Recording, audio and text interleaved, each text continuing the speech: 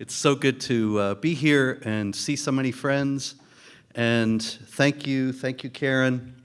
I just wanted to note that if Elizabeth Sabadich-Wolf was legally persecuted for years for saying that Muhammad was a pedophile, this book will probably get me life under the prison. But in any case, it's back there. And the red-green axis is what I was asked to speak about this afternoon, but also I was thinking still about Tucker Carlson and Daryl Cooper, his favorite historian, and I started to wonder if we now have to think about the red-green axis in terms of both red in the sense of Marxism and red in the American sense, like red states and conservatives, because there is a growing tendency among obviously very prominent people on the right to endorse opinions that we should be quite aware of and alarmed about at this point. I don't presume to know what on earth Tucker Carlson or Candace Owens are thinking, but it is something we need to examine and ponder, because its implications are very huge, extraordinarily. In any case, I'll explain. Daryl Cooper is somebody I'd actually never heard of. Had anybody actually heard of him before he went on Tucker? One person. So I congratulate you. He is apparently a podcaster who makes very extensive videos about historical topics, and he spent the first 10 minutes of his time on Tucker talking about how he reads a lot of books. And that's terrific. I'm glad that he reads a lot of books, but that is not necessarily a guarantee that any conclusion he draws from them is valid. And in this case, it was not only the conclusions he made were not only not valid, but quite alarming. Daryl Cooper was in the first place saying that he had done a lot of work on Jim Jones, you know, the cult leader with the Kool-Aid who he had 900 some of his followers commit suicide in Guyana in the 70s. And he said that Jim Jones started out as an anti-race crusader. He was a man of noble intentions who went drastically wrong. And then he said that this was a great deal like the Zionists, that they had noble intentions and then went drastically wrong. That was the first alarm bell. Then, of course, he said the famous things that got so much publicity about Churchill and Hitler, that poor old Hitler conquered Europe, and then he fired off peace proposal after peace proposal and was rebuffed by Churchill, who, by the way, was paid by Zionists, and thus the war was prolonged. Now, if you know anything about World War II, you may know that Hitler was not exactly a man of his word. He made a pact with the Soviet Union, which was itself a massive betrayal of his own constituency, because he had based his entire political career from the early 20s until the pact was concluded in 1937 on opposing communism. And then he shocked the entire world, 1939, shocked the entire world by concluding a peace agreement with the people he had up to quite recently before that been characterizing as his mortal enemies. And he did that so that he would have a free hand in he didn't have to worry about the Eastern Front while he attacked France and Britain. When he no longer needed the pact, then he broke it in 1941 when he invaded the Soviet Union. All that came after he had concluded the pact with Britain and France in Munich, where the shameful appeasement pact of Prime Minister Neville Chamberlain, Churchill's predecessor. Chamberlain had said, we will achieve peace in our time if we give over Czechoslovakia, a distant land of which we know little, to the Germans, and then there will be peace. And of course, Hitler broke his word again. He said, this is my last interest in territory in Europe, and then he invaded Poland. So, why should Churchill, after Hitler had conquered most of Europe and was assuring him that if there could be peace now, with him as the master of Europe, then he would protect the British colonies, he would protect British independence, and a new world order would dawn in peace. Why should Churchill have believed them when he had so often violated his own word in the past? So this is the first thing. Why is Tucker Carlson giving his massive platform to this man who is making these basic historical errors? And of course, they're not errors because he doesn't know. We know he read a lot of books. They're errors because he's obviously sympathetic to the National Socialists, which is what Nazi means. We should always say National Socialists, ladies and gentlemen, not Nazis. It's just an abbreviation in German for National Socialists. The National Socialists were just as statist and authoritarian and enemy arrayed against freedom as the International Socialists. As a matter of fact, there was quite a lot of similarity. Nowadays we're used to, or at least they tell us in school, and people are waking up to it, but we all probably learned in school that the communists were the far left and the National Socialists were the far right. Really, the only difference is in their names. There are International Socialists and there are National Socialists. Hitler wanted to achieve a socialist state within Germany for the Germans, and then conquer and enslave neighboring peoples for the service of the Germans, who would be under this socialist system. And then Peter noted just now that a lot of the entities that control our private information that Google collects and that the other people collect online, they're private entities, they're private corporations. Now, see, that's one of the key differences between National Socialism and International Socialism. International Socialism will nationalize all of the means of production. The state is the only business in the country. The state owns everything and controls everything. National Socialism doesn't do that. You still have all your private corporations, you can still be a millionaire, but everything you do is oriented toward what the state tells you to do. And this is that kind of corporate fascism is exactly what we are living in now. That is the model that is being adopted in the West. It's actually closer to National Socialism than international, though it has aspects of both. And one of the clearest indications of its fascist character, its National Socialist character, is the fact that the means of production are still in private hands, but they are oriented toward the goals of the state. They work toward the same things. That's what fascism is, you know. It means bundles. And if you have, there's a fascist symbol on the American dollar, the eagle holding a bundle of arrows. I am not saying the United States of America is fascist, not yet, although we're getting there. But the idea is one arrow can be broken. It's a little stick. But a bundle of arrows all together, you can't break them. And so that's the idea of fascism. You have all the private corporations and the government all bundled together working in the same direction, and so they cannot be broken. That is the kind of idea that Daryl Cooper is trying to popularize in the United States when he is justifying Hitler's actions and vilifying Churchill on Tucker. Now, of course, what we know of, what we probably think of first when we think of Hitler, is not who owns the means of production and all that, it's that he killed a lot of Jews.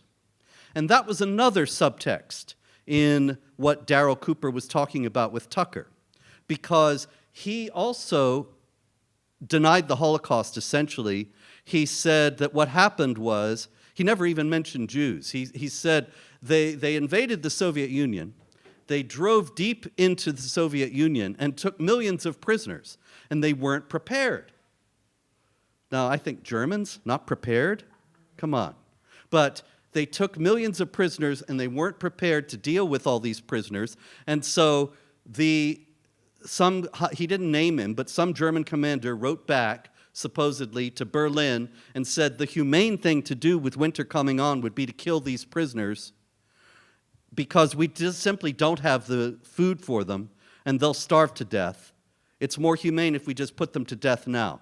So he portrayed the Holocaust, never mentioning Jews in this at all, as a matter of, the Holocaust in Daryl Cooper's view was a matter of Germans taking Russian prisoners of war and killing them rather than letting them starve to death as a humane option. And then he said, and the Israelis really ought to think about that in Gaza, because here they are in Gaza and they've taken all these prisoners and now there's all these people dying and they don't have any plan. And so what he's doing is he's both exonerating Hitler for the Holocaust and claiming in a kind of an indirect way that the Jews of Israel are committing a new genocide in Gaza. And really that's what it was all about. Tucker is not just going to put on a guy who wants to talk about history because he's interested in history. There is a point for today, and the point for today is that National Socialism isn't really all that bad, and the Jews in Israel are doing these terrible things, and they have to be stopped. They, remember, like Jim Jones, they had noble intentions, but they have gone wildly astray. Now, this is becoming normalized on what we know of as the right. I think the right-left business, it's outlived its usefulness. And this is one indication of that we have people who we trusted, who we thought were on our side, and they are now recommending more or less directly that we should change our view of our history, in which American soldiers, of course, fought and died to defeat Hitler and destroy his regime, that we should adjust all that and think that Hitler was really the one who was right, that the Jews had it coming, because look, you let them have their state and they end up committing genocide, and so they have to be stopped. And I think Candace Owens actually has just been endorsing this idea even farther, that the Jews were behind 9/11, that thousands of Jews got messages on the morning of 9/11, don't go to work today if you work in the towers so that you won't be killed. These are just absolutely baseless conspiracy theories, but there's been a tremendous recrudescence on what is known as the right of anti-Semitism that normalizes these kinds of perspectives. And meanwhile, of course, we see this tremendous anti-Semitism rising on the left. The funny thing about this is that the major Jewish organizations which are on the left in the United States, the ADL and others, they have not recognized either one of these phenomena. They have been sounding the alarm about right-wing anti-Semitism, but by that they mean Donald Trump, the most pro-Israel president in the history of the United States and of Israel. The real anti-Semitism, the real threat of a new genocide of the Jews, they have missed, because it primarily comes from their comrades on the left. The left hates Jews and Israel. And this is strange, you might think, because most Jews in the United States vote for the Democrats, and there have been polls recently showing that most of them are going to vote for Kamala Harris. Yet again, as they always vote for the Democrats. And yet, the hostility is real, and it's easily understandable. The left hates Jews and Israel for a very clear reason. It's, what does the left want to do? What would be the perfect world? If you could get George Soros, if we got a panel here of George Soros and Kamala Harris, well, maybe somebody smarter than that, Chuck Schumer and, I don't know, name the third one, get Joe Biden, yes. And his earpiece will tell him what to tell us. But what would they say if we gave them truth serum, and they tell us, okay, what do you really want for the United States? They would say, the United States should be destroyed. That's why they've erased the southern border. I'm saying this based on the assumption that these people are not stupid, they're evil. But there's no third choice. They're either stupid or evil. And I don't think they're stupid. So what do they want? They opened the southern border. That we know they want that because they want votes, but it's more than votes. They want to destroy the nation state because they're international socialists. International socialists want to create a mega state that transcends the borders that are established now. What better way to start that enterprise going than to destroy the world's foremost nation state? So there goes our southern border. Once the United States is gone, they will have established, they hope, this international surveillance entity, like Peter was talking about, is well underway in Britain, and assert total control over every aspect of individual life. And what their impulse is, ultimately, is collectivist. Because they are misguided idealists, they see that you might be richer than me or smarter than me or taller, that's easy, but you might be any number of things that you might be able to do any number of things that I can't, and vice versa. And the left hates that because that creates for inequality. If you work harder than I do, you might earn more money, and then you're the rich and you have to be punished. And so what they want is not equality in terms of equality of opportunity, but equity, which is equality of outcome. That despite all our different abilities and all our different interests and our different work ethics and everything else, despite all that, they want us all to be the same. And then they think there will be no more conflict, because what's the point? If we're all poor and miserable in our little hovels eating worms, then there's nothing to fight about. So peace will dawn in the world. So you see, it's a twisted idealistic vision. But the idea is, thus, to erase all differences between human beings. The communist regime that got the farthest in doing this was Mao's China. Remember when Nixon went to China and he met Mao, and Mao is not wearing a suit and tie. He was wearing their little fatigue uniform, their little blue pajama suit. And everybody in the country is wearing a little blue pajama suit. Because, see, if your clothes are nicer than mine, then there's not equity anymore either.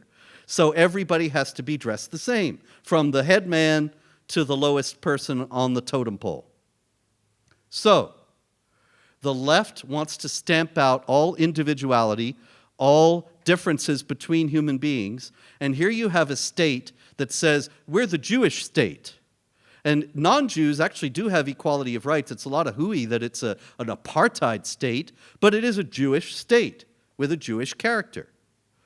And so the left hates that. It doesn't want to have a state that has this particular character.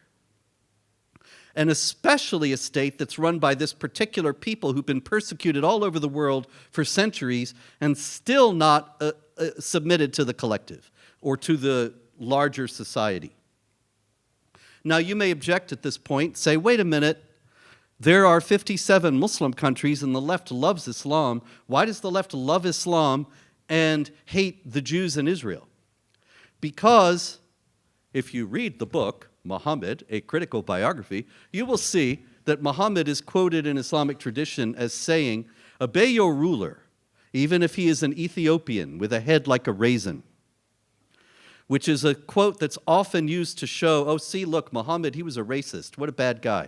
Absolutely true. However, I think the most important part of the quote is obey your ruler, even if he is the most outlandish character that Muhammad could think of, an Ethiopian with a head like a raisin. The idea is you do what the ruler says, no matter what. Has this been obeyed? Has this become a cultural norm in the Islamic world? Well, name 5 Islamic democracies. You can't. Name 3. You can't. Name 2. You can't. Name 1. Turkey. Turkey was established in the context of rejecting political Islam. The founder of modern Turkey, Kemal Ataturk, said that Islam was the cause of the troubles of the Ottoman Empire. And consequently, he was going to create a state on the Western model with Islam as a cultural aspect, but not a political aspect of the government. And of course, that's even being rolled back now by Recep Tayyip Erdogan to the degree that you can't even really say Turkey is secular anymore.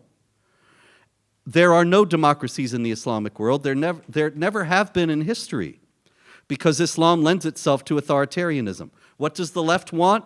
To establish authoritarian regimes. What kind? Internationalist. Islam is internationalist. It tells you that if you are a Muslim, you are loyal, you should be loyal to the Ummah, the Islamic community worldwide. And that transcends your allegiance to your nationality, to your family, to everything else. So Islam transcends nationality, ethnicity, everything. Therefore, the left loves Islam and hates the Jews. You see how that works? Because the Jews are stubbornly particular and have been throughout history.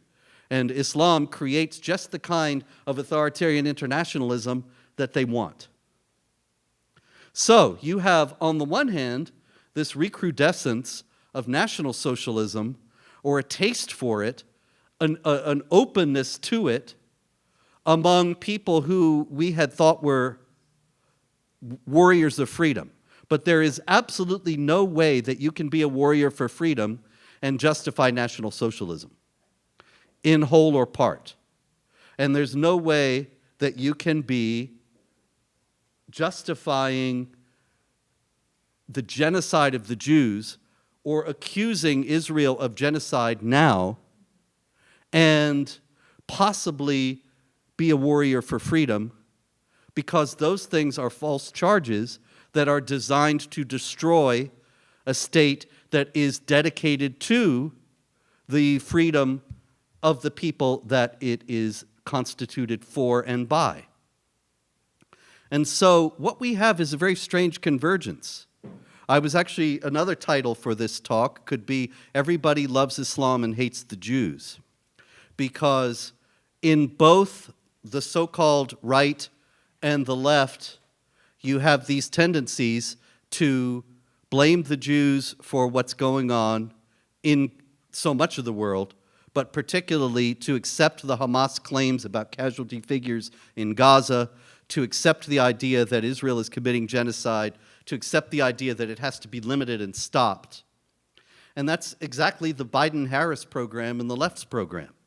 You have both the left and the right now coming together on these two ideas, that Islam is wonderful on the one hand because it lends itself to authoritarian internationalism, and then Islam is wonderful on the other side because they're fighting the Jews, who are the enemy.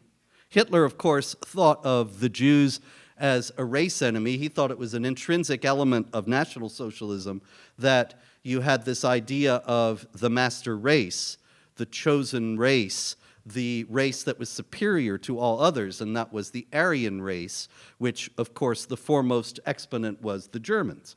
And so he thought that these people who were not Aryans and not Germans, as he considered Germans to be, they were the people that he was able to say were the source of evil in the world.